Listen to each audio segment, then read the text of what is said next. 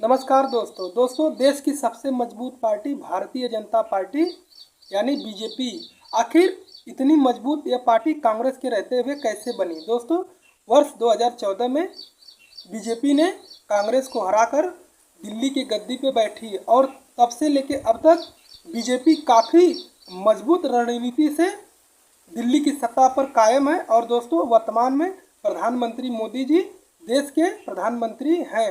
दोस्तों बीजेपी न केवल केंद्र में बल्कि राज्यों में भी सक्रिय है, जैसे कि उत्तर प्रदेश, राजस्थान और महाराष्ट्र और भी कुछ राज्यों में गठबंधन से अपनी सरकार बनाकर अच्छी तरह से चल रही है। दोस्तों आइए आज ये समझने की कोशिश करते हैं कि आखिर भारतीय जनता पार्टी कांग्रेस के रहते हुए इतनी मजबूत पार्टी कैसे बनी।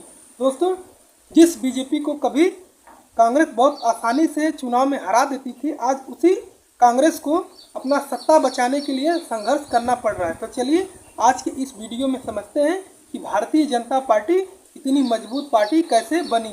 भारतीय जनता पार्टी देश की सबसे मजबूत राजनीतिक पार्टी है, लेकिन इसकी जड़ें आज़ादी के समय से ही जुड़ी हुई है। भारतीय जनता पार्टी हिंदुत्ववादी पार्टी का दावा करती है और अपने आप को यह दर्शाती है कि वह हिंदुओं के हमेशा साथ है। और यह पार्टी राष्ट्रीय संघ सेवक संघ आरएसएस से गहरा जुड़ाव रखती है। दोस्तों बीजेपी की कहानी असल में 1947 आज़ादी के बाद भारत पाकिस्तान के बंटवारे के बाद से शुरू होती है। उस समय कांग्रेस पार्टियों के नीतियों से कुछ लोग बहुत ही ज़्यादा असहमत थे। दोस्तों जो भारत की हिंदू सांस्कृतिक पहचान को मजबूत करना चाहते थे। राष्ट्रीय स्वयं सेवक संघ यानी आरएसएस जो 1925 में केशव प्रसाद हेगड़ेवार ने शुरू किया था। दोस्तों यह एक ऐसा संगठन था जो हिंदू राष्ट्र को बढ़ावा देता था। दोस्तों 1948 में महात्मा गांधी की हत्या के बाद आरएसएस पे प्रतिबंध लगा, लेकिन कुछ ही दिनों के बाद इस प्रतिबंध को पूरी तरह से हटा लिया गया।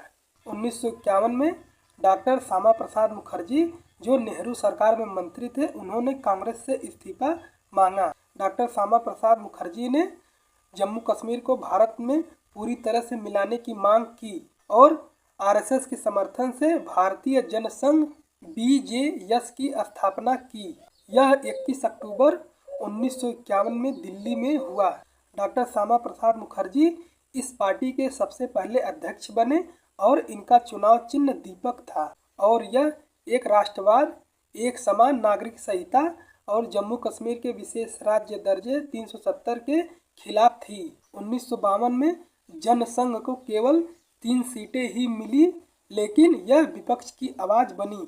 1953 में दोस्तों मुखर्जी को कश्मीर आंदोलन में गिरफ्तार किया गया और जेल में ही इनकी मृत्यु हो गई। पार्टी मुखर्जी को शहीद के तौर पर आज भी याद करती है और इनके जगह पे दीनदयाल उपाध्यक्ष जैसे नेता बनकर आए, जो पार्टी के विचारधारा का आधार बना। 1960 के दशक में जनसंघ ने गोवा मुक्ति, पाकिस्तान युद्ध, ताजकेट जैसे मुद्दों पर अपनी आवाज़ उठाई और दोस्तों 1967 में यह हिंदी पट्टी राज्यों का गठबंधन सरकारों में हिस्सा बना। और दोस्तों 1975 में जनसंघ के हजारों कार्यकर्ताओं को जेल में डाला और आरएसएस पे भी प्रतिबंध लगाया। और दोस्तों आपातकाल हटने के बाद 1977 में जनसंघ ने अन्य पार्टियों के साथ जैसे सोशलिस्ट पार्टी कांग्रेसियों के साथ मिलकर जनता पार्टी बनाई। यह पार्टी गठबंधन चुनाव जीता और मोरारजी देसाई देश के प्रधानमंत्री बने और अटल बिहारी वाजपेयी देश के विदेश मंत्री बने। और दोस्तों जनसंघ ने जनता को 93 सांसद दिए, लेकिन दोस्तों जनता पार्टी में झगड़े हुए मुख्य मुद्दा था दोहरी सदस्यता। जनसंघ के सदस्य आरएसएस के भी थे, जिसे अन्य दल पसंद नहीं करते थे। 1980 में जनता पार्टी टूट गई और पूर्व जनसंघ के सदस्यों ने 6 अप्रैल 1980 में भारतीय जनता पार्टी की स्थापना की। इस पार्टी के सबसे पहले अध्यक्ष अटल बिहारी वाजपेयी बने। इस पार्टी ने गांधीवादी, लोकतंत्र, सकारात्मक, धर्मनिरपेक्षता, राष्ट्रवाद और मूल आधारित राजनीति अपनाई।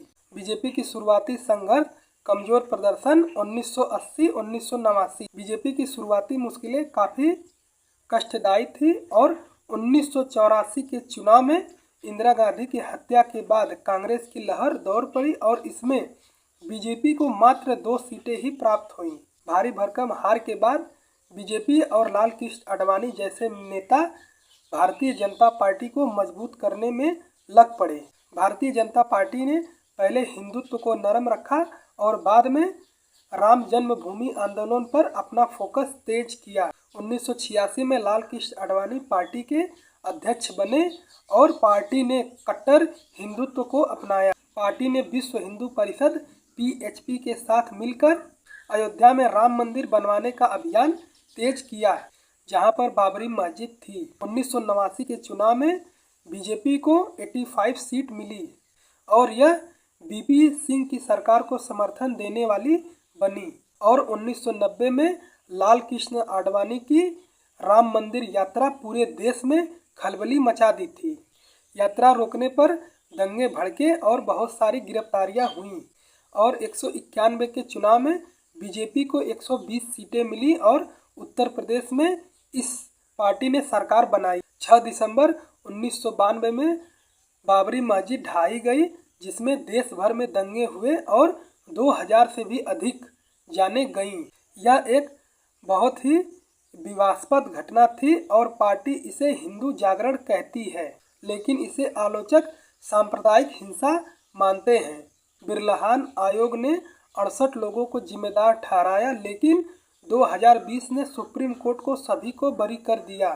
सन 1996 में भारतीय जनता पार्टी देश की सबसे बड़ी पार्टी बनकर उभरी। इसने 161 सीटें जीती, लेकिन सरकार सिर्फ 13 दिन में ही गिर गई। 1998 में वाजपेयी ने NDA में गठबंधन सरकार बनाई, लेकिन यह सरकार सिर्फ 13 महीने ही चल पाई। इसके बाद दोस्तों 1999 में भारतीय जनता पार्टी ने चुनाव लड़ा और 182 सीटें हासिल की।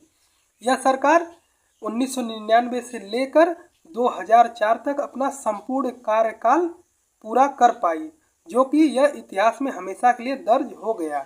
इस दौर में पोखरण परमाणु परीक्षण, कारगिल युद्ध और आर्थिक सुधार हुए और भारत अमेरिका रिश्ते में भी काफ़ी सुधार देखने को मिला। 2004 में भारतीय जनता पार्टी को कांग्रेस के हाथों बुरी हार का सामना करना पड़ा। बीजेपी को मात्र 138 सीटें ही प्राप्त हुए और देश में UPA की सरकार बनी।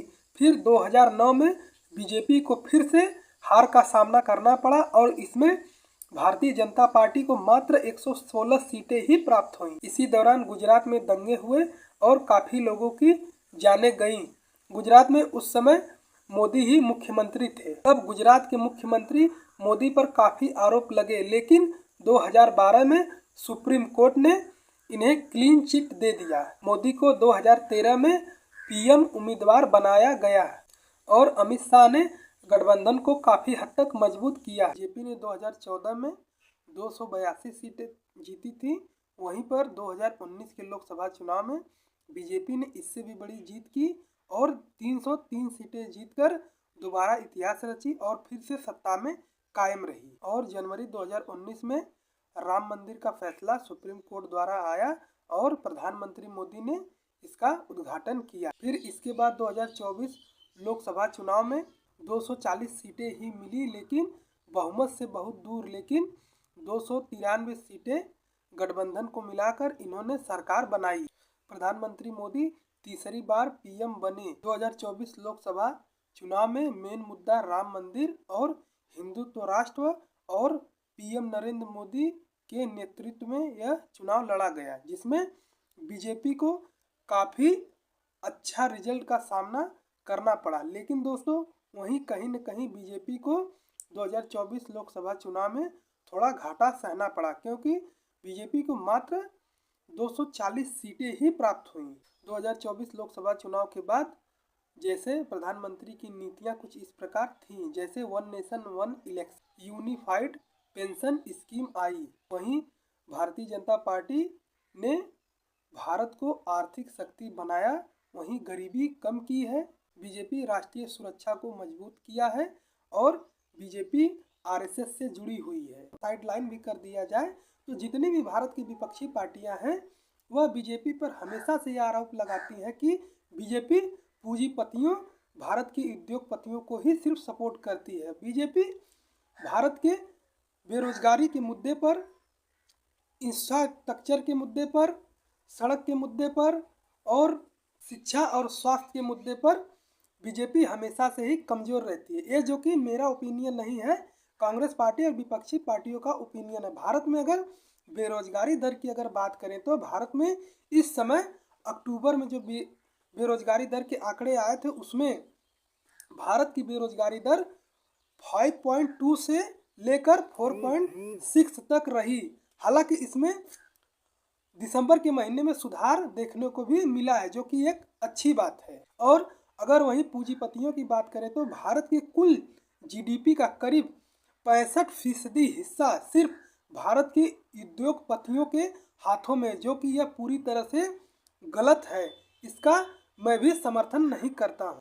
हालांकि देश की जनता खुद समझदार है, वह खुद अपना अच्छा और बुरा सोच सकती है। उसे ही तय करना है कि कौन सत्ता में रहेगा और कौन सत्ता से बाहर जाएगा। दोस्तों, आशा करते हैं कि आपको यह वीडियो बहुत ही ज़्यादा पसंद आएगा।